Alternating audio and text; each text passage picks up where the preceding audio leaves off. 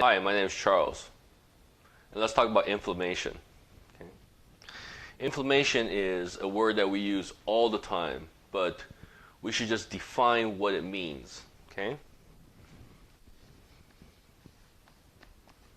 Okay. Inflammation is the response of your body to something. Okay? So we have your white blood cell,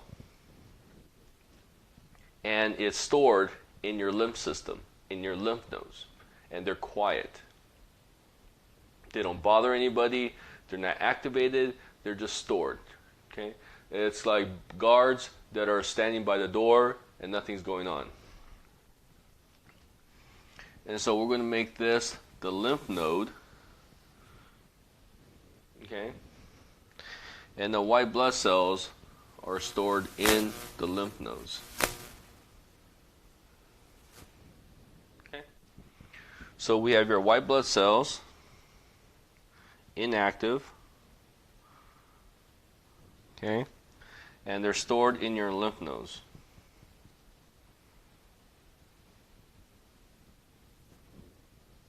Okay? And that's it. Okay? Then we encounter a microbe, a virus. That's a virus. Okay. Or a bacteria.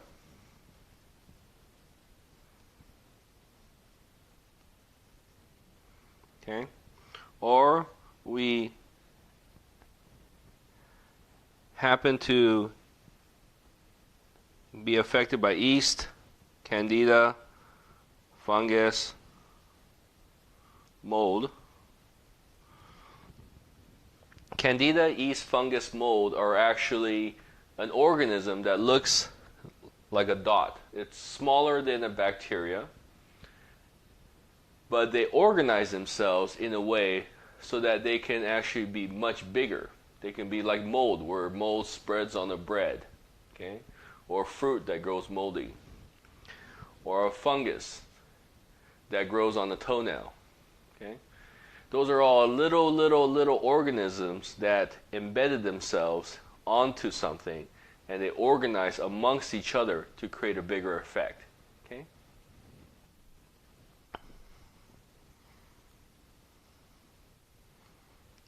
And we have parasites. We know parasites as worms. There are parasites that actually go into the cell. Okay? And some parasites, they are as big as bacteria. And the way we know the difference between the parasite and the bacteria is a bacteria can live outside of a host. Okay? That's the one way. A bacteria could live in the water. Okay? And they can actually learn to live outside of a host. A parasite needs the host to replicate itself, to make more of itself. And then in order for it to pass on to somebody else, it needs to now live in another person's body. Okay? And so that's a parasite. Okay? We have heavy metals. We know what those are. And then we have chemicals. Okay. So whenever our white blood cells are now affected by any of these things, they have to be activated. Because what happens is any of these things here will make it will represent it as this. Okay? All this can be represented by this one dot. So whenever you have this one dot in the body, and it lives, and your cells are here, okay, this is how your cells are organized in your body. They are small units that organize themselves to make a bigger effect. Okay? And they have this we call a toxin. Okay? Here, we move it over here. and now they're going to come across your cells.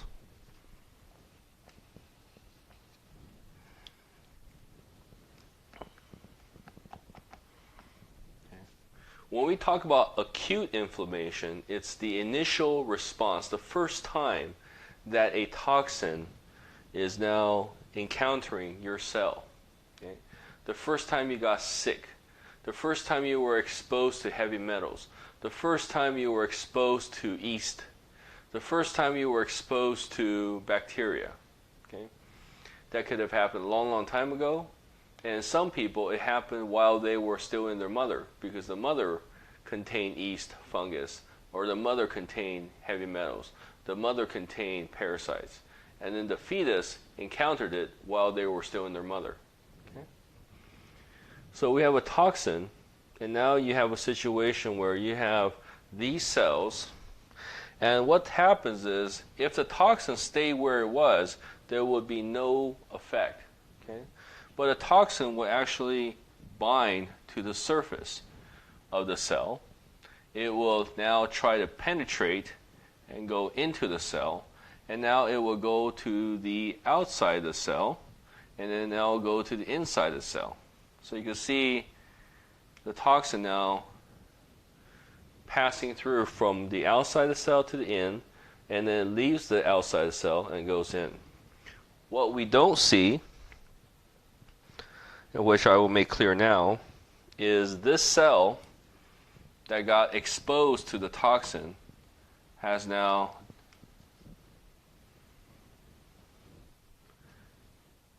disintegrated. It's now destroyed. Okay?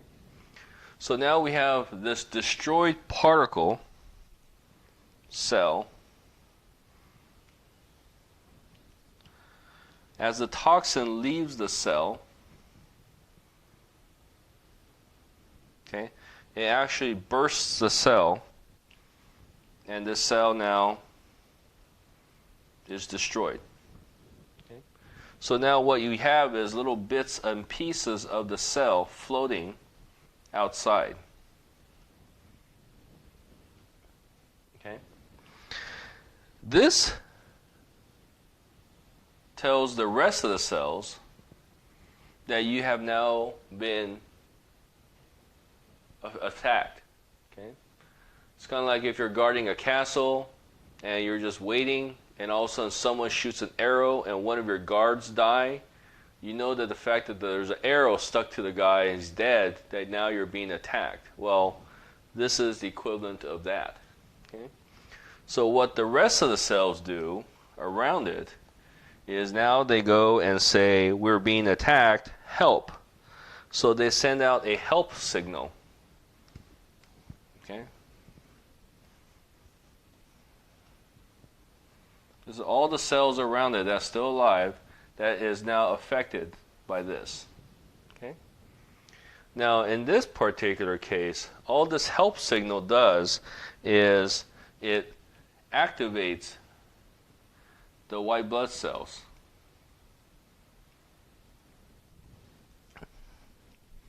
In the lymph nodes. Okay? And so these lymph nodes come out. They come out of lymph nodes.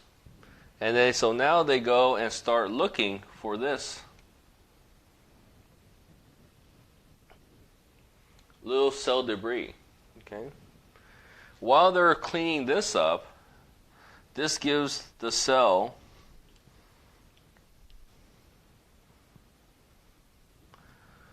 a chance for this little piece to come out, and as the white blood cells are coming to clean up the destroyed cell, it will encounter the toxin. Okay? And this is your acute phase, when the initial response where you have a little scratchy throat, you don't feel quite right, nothing's really going on. Okay? This particular step is the initial response.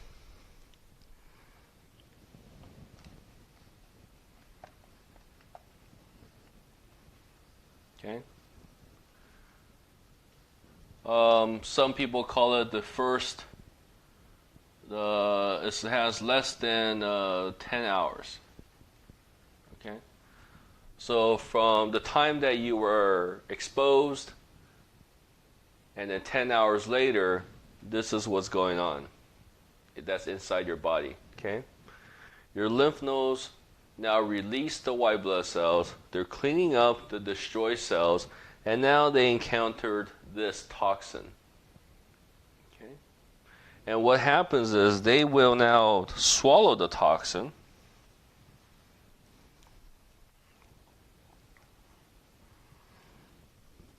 Okay? Now, if it's something that needs to be destroyed, they will destroy it. If it's living, if it's a bacteria or a virus or a parasite or fungus, they will kill it. Okay? Now, if it was a heavy metal or chemical, they will absorb it and they will keep it in themselves. They won't release it again. Okay? So they will sacrifice themselves so that it will protect the rest of the E cells. Okay? Now, initially, the first 10 hours, this guy here, once he comes in contact with the toxin, he will now go and call up reinforcements. Okay? He'll call up the big guys. Okay? We'll call it the SWAT team. So these are your bodyguards. They came on, they started helping out, and then you need the big guys, the SWAT team. Okay? And then we're going to have to make the SWAT team a little bit stronger so they have teeth. Okay? There's some bite behind what they do. Okay? This SWAT team now will be called upon to attack these toxins. Okay?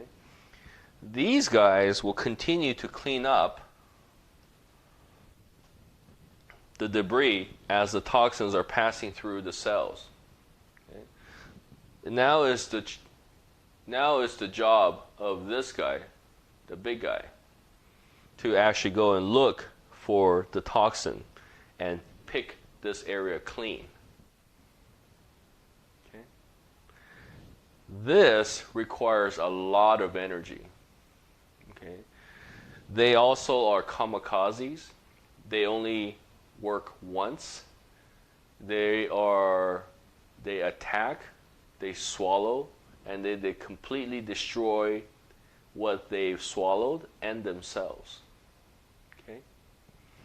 This particular guy happens after 10 hours.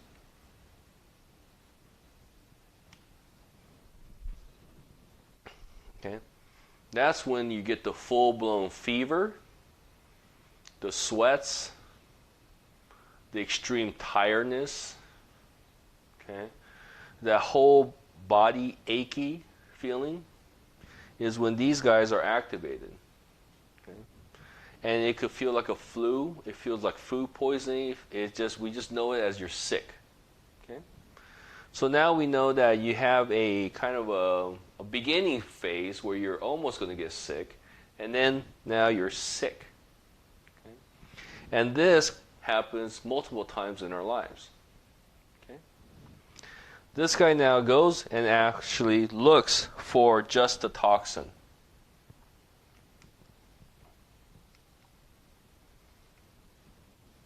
Okay? This guy now transfers the data, gives him, and says, go and look for this. Okay? Go look for this toxin. Now that they have this as a scent, they're going to go and start looking for the toxin. Okay? So what happens if this doesn't pick up? Well, if this doesn't pick up, this doesn't get activated. Okay?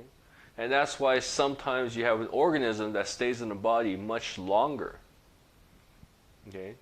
They might have caused the initial response of destroying the cells, but these little bodyguards didn't actually pick up the toxin. Okay? And so they can't activate the SWAT team. Okay? The biggest challenge we have right now is that's where it leads into chronic health problems. Okay? Because these bodyguards aren't able to pick up on these. Luckily for us, our immune system has different kinds of white blood cells. Okay? And there are other white blood cells that can bypass this. They're even more specialized. Certain white blood cells are actually going out looking for parasites. Certain white blood cells actually go out and look for fungus. Certain white blood cells actually look for viruses. Okay? They're very specialized. These are the general guys. Okay? They are the bodyguard. They just tell everybody there is a problem. They clean up. And if they happen to pick up on a toxin, they will tell the SWAT team to come over. Okay? Now, if this doesn't happen, and the bodyguards just continue cleaning up the mess, you can imagine all you're doing is cleaning up. Okay? But you're never getting to the cause. Okay? And that's been the challenge, is you have the cause of the inflammation. Okay?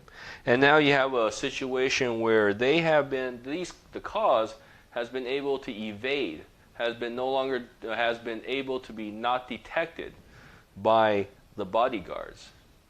Okay? These bodyguards are just cleaning up, and the toxins are passing through.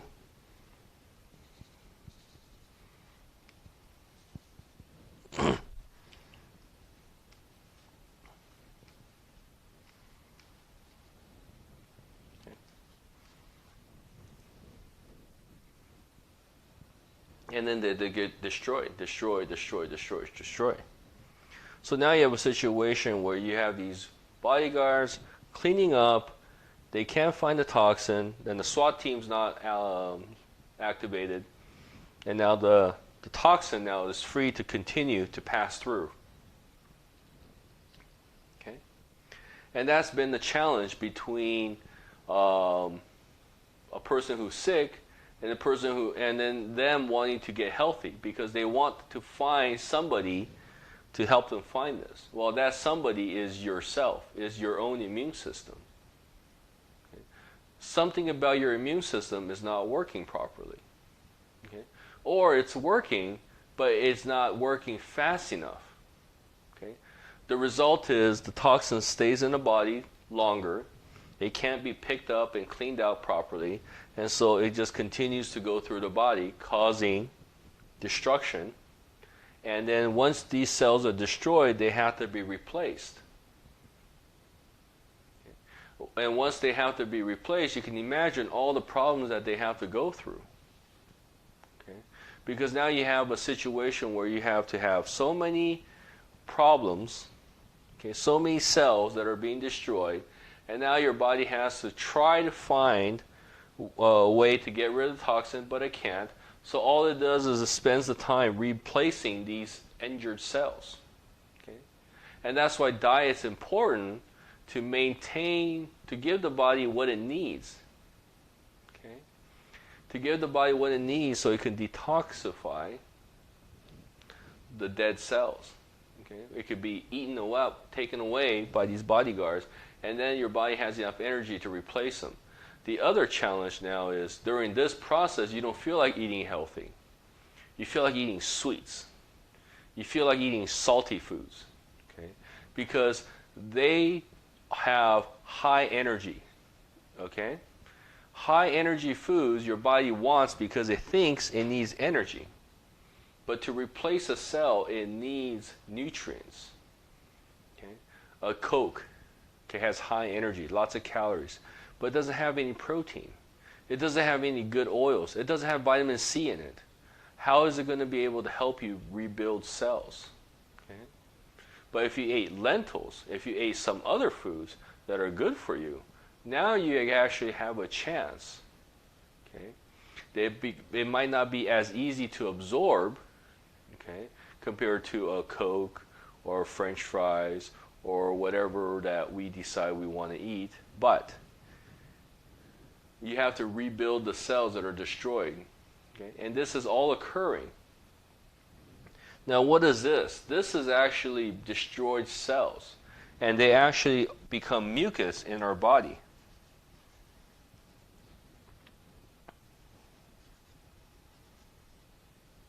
Okay?